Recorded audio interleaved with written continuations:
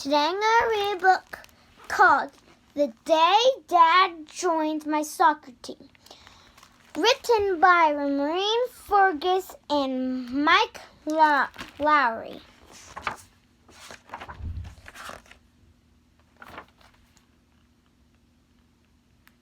The day Dad joined my soccer team. Soccer was ball kicking, leg pumping, heart thumping, good time. It was more fun than riding a roller coaster, jumping off a high board, flying faster than fast, and down a super slidey snow hole.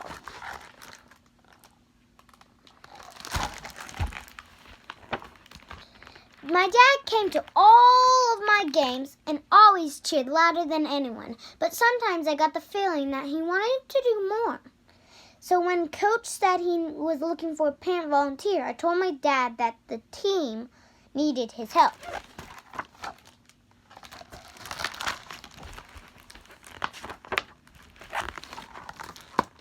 He was so excited that he ran right over to the bench, pulled on a jersey, and started warming up with the other players. Before I could explain to Dad that the coach actually wanted him to be in charge of halftime snacks, the referee blew her whistle. The game was about to start.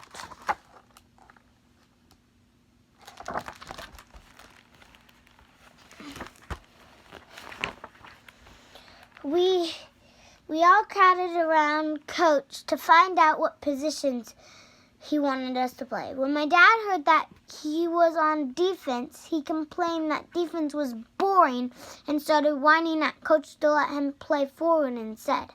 I was embarrassed. But I was even more embarrassed when Coach asked us what playing soccer was all about, and my dad shouted, "Winning!"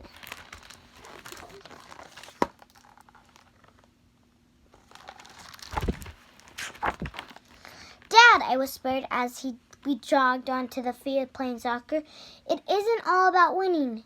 "It isn't?" he asked in surprise. "No," I said, "it's all about having fun." "Got it," he said.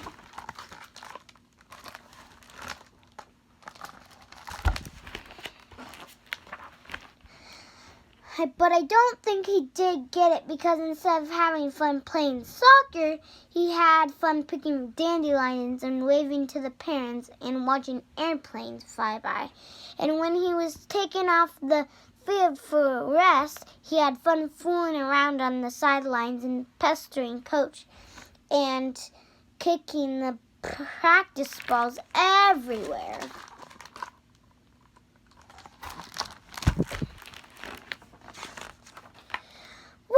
He even ran off to play in the nearby park.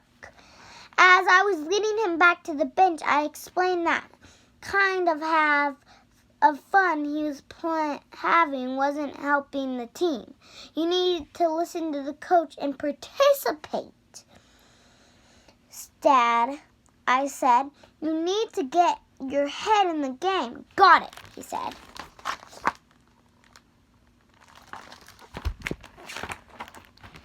But I don't think he got that either, because instead of paying attention and playing his position, he started acting like he was the only one on the field.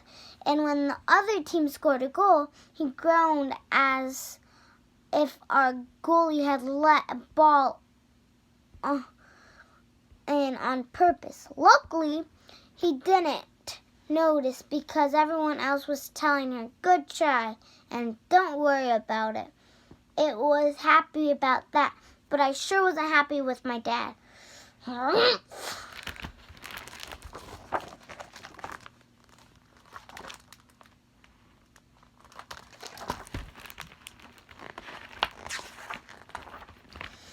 "You're not being a good sport, Dad," I exclaimed. "How can I be a good sport if we're not winning?" he asked. Because I could explain that being a good sport meant staying positive, especially when you're not winning. The ball bounced toward us, and Dad quickly chopped it and started dribbling up the field. Just as he was about to take a shot, on the net, a player on the other team accidentally tripped him. My dad was furious, and when the referee didn't give the other team a penalty, he threw a hairy fit.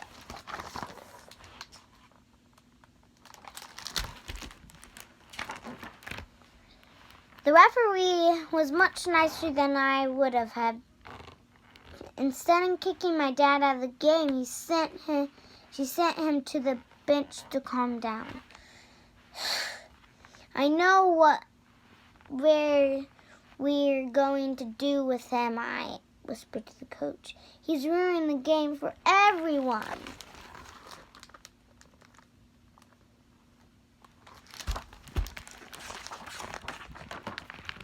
Coach said that my dad had energy and enthusiasm, and that is just a matter of pointing him in the right direction. If we were patient and keep showing him what it means to be a team player, I'm sure he'll figure it out, he said. I agreed to keep working with my dad, and I'm glad I did, because you know what? Coach was right. How to be a good sport. Play fair, cheer for your teammates, show respect. 4. Have fun.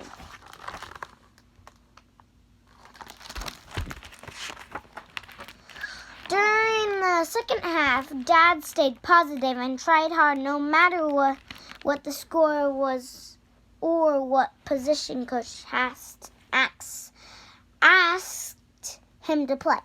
And when he had chance to try for the winning goal in the final minute of the game, instead of taking the shot himself, he passed the ball to another player, me. I kicked and missed, and my dad didn't go in a bit. Instead, he gave me a pat on the back and said, "Nice try."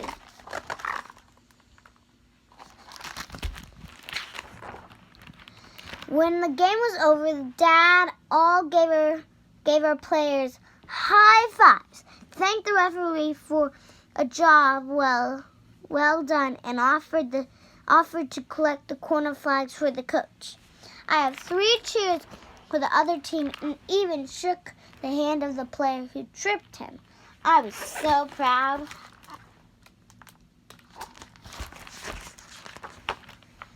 "You did great today, Dad," I said. "You can play with us anytime." "Thanks, but some of those kids are a lot tougher than they look," and he said as he exclaimed a boo-boo, and he examined a boo-boo on his knee.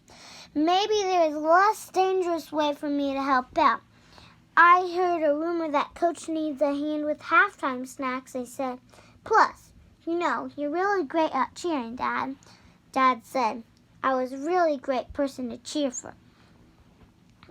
Gave me a big hug and then squirted me with his water bottle. As I ducked and ran, I hollered, "I know this is fun, but you really need to get in the car now, Dad. Coach won't take us for slushies until you do." The end. Well, that was really funny, I think.